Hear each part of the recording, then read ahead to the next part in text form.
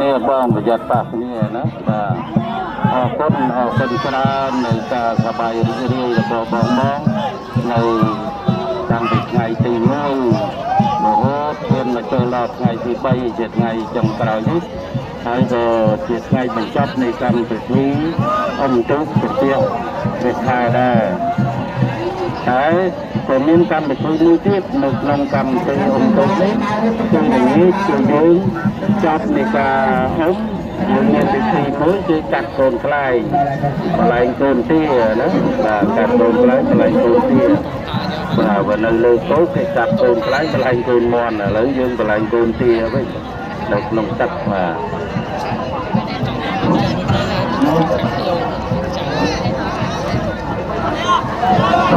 คุณไหนมา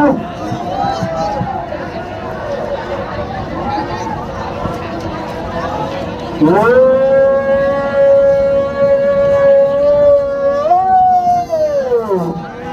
มาบนดาวทำเป็นกันเลย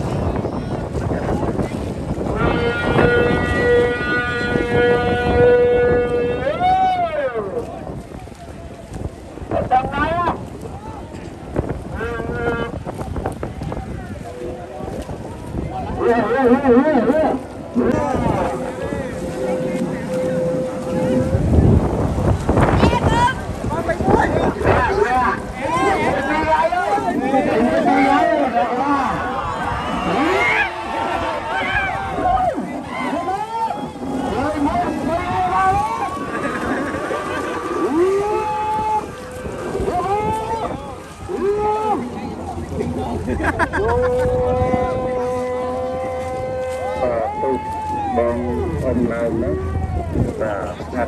หัดตาไล่ไรเจียบโค้งฟังได้บ้างนะไงในนี้ยังเจอเรื่องกับกับตรวจนะเหรอไงตัวหักเนี่ยที่อยู่ตรวจเยอะนะปะกัมพูชาที่อยู่ยังไม่ได้เรียนรู้การปรับปรุง